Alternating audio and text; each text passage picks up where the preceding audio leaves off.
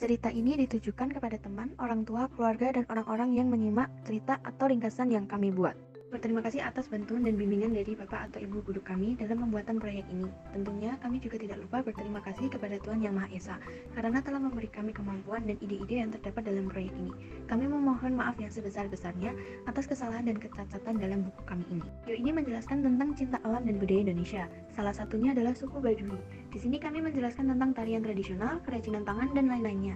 Kita mengajak kalian untuk mengenal tentang suku Baduy agar kita dapat lebih mengetahui tentang ada dari suku Baduy. Yuk langsung saja kita simak. Halo teman-teman, jadi pada kesempatan kali ini aku bakal jelasin tentang menjaga alam sekitar dan serta menjaga kesehatan organ pernapasan kita, juga serta jantung. Nah, cara menjaganya tentunya ada banyak cara dari tradisional sampai modern atau memakai bahan kimia.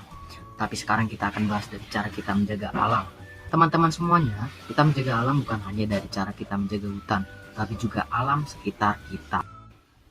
Jadi, salah satu contohnya yang paling sering adalah buanglah sampah pada tempatnya. Karena dengan begitu, polusi udara juga tidak akan tercemar. Lalu setelah itu, pastikanlah membuang putung rokok yang sudah benar-benar mati apinya, supaya tidak memicu kebakaran pohon sekitar. Selain itu, berolahragalah pada pagi hari yang udaranya sejuk dan masih bersih. Tapi juga sesuaikan dengan batasan masing-masing supaya tidak memicu percepatan pemompaan darah pada jantung kita. Karena jika jantung memompa terlalu cepat, maka oksigen yang masuk ke tubuh akan berkurang dan juga sebaliknya. Nah, kalau kita masih membahas tentang tadi, aku punya salah satu contoh suku yang sangat menjaga keseimbangan alam, itulah suku Baduy.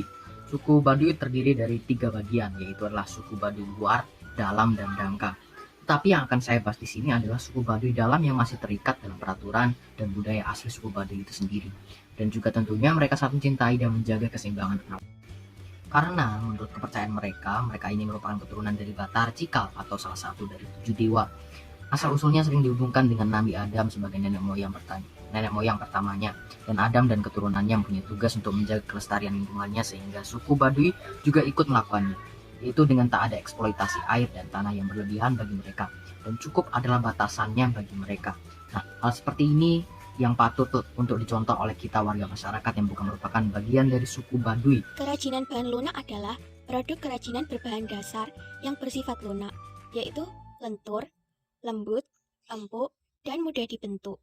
Prinsip pembuatan cenderung sengaja dan dibuat orang secara khusus. Kerajinan yang ada di Banten adalah kerajinan gerabah Bandalu, kerajinan gerabah Bumijaya, kerajinan tas koja, dan kerajinan bambu ciakar. Tas koja.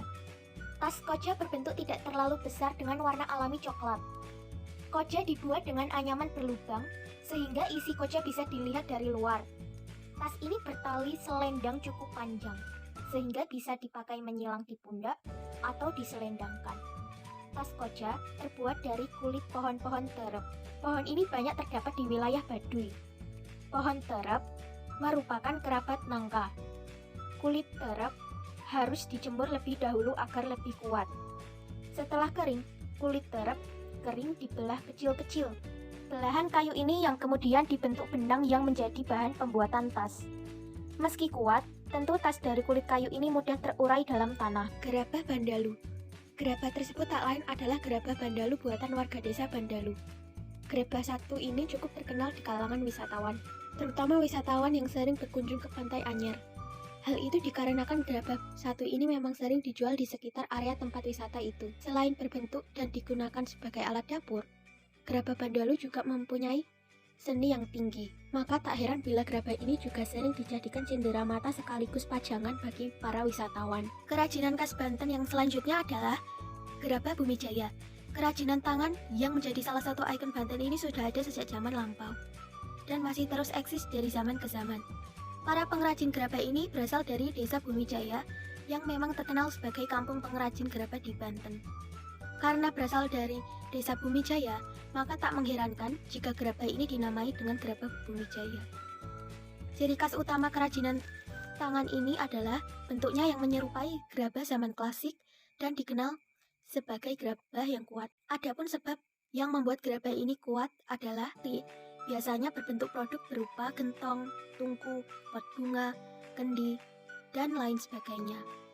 Kesemua produk gerabah tersebut tak hanya dijual di Banten dan daerah-daerah lain di luar Banten, melainkan juga dijual hingga ke luar negeri. Kabupaten Tangerang memiliki potensi besar di bidang seni kriya yang memiliki potensi ekspor. Terletak di Desa Ciakar, Kecamatan Panongan, Kabupaten Tangerang, jaraknya dari kota Tangerang 10 km atau 5 km dari Kecamatan Curug. Akses menuju lokasi cukup baik, telah memproduksi bermacam-macam seni kerajinan yang terbuat dari bambu dan rotan, seperti alat-alat rumah tangga, hiasan lampu, dan pernak-pernik lainnya, yang sangat potensial untuk dijadikan cindera mata yang layak untuk dijual kepada wisatawan. Selain di Kecamatan Panongan, terdapat pula di Kecamatan Legok, Kecamatan Curug, Kecamatan Cikupa, Kecamatan Balaraja, dan Kecamatan Ciputat. Tari grebek terbang gede. Grebek diambil dari kosakata bahasa Jawa Banten yang memiliki arti dirempuk sebagai simbol dari masyarakat Banten yang religius, ramah, dan terbuka. Tari grebek terbang gede merupakan sebuah karya tari kreasi yang bercirikan tradisi yang berpijak pada kesenian terbang gede dari kota Serang yang dikolaborasikan dengan pencaksilat khas Banten. Tari topeng. Tarian ini dilakukan oleh satu orang pria atau lebih sesuai dengan kebutuhan. Gerakan tari ini tampak gemulai. Tarian topeng mengisahkan tentang seorang yang balas dendam karena cintanya ditolak. Gerakan khas untuk penari yang menggunakan topeng panji, maka gerakan adalah gerakan antara gerak dan diam, sebab topeng ini menandakan usia manusia yang masih bayi atau baru saja lahir. Lain halnya jika ada penari yang menggunakan topeng tumenggung, maka ia harus menari sesuai dengan karakteristik dari topeng tersebut, yakni menjadi seseorang yang bijaksana. Berbeda lagi jika penari yang menggunakan topeng kelana, maka ia harus memerankan seorang yang memiliki sifat yang jahat.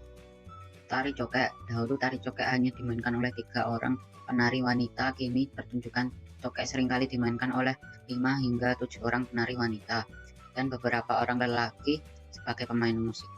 Salah satu gerakan yang terlihat menjadi ciri utama tari cokek adalah gerakan maju mundur, memutar, berjinjit, menggelengkan kepala, serta memainkan kelentikan kedua tangan hingga berputar-putar seirama dengan alunan musik gambang kromong yang terdiri dari instrumen alat musik gambang, kromong, suling, gong, dan kendang. Terima kasih telah menyimak penjelasan dari kami. Semoga sedikit informasi tadi berguna dan bermanfaat bagi kita semua. Terima kasih.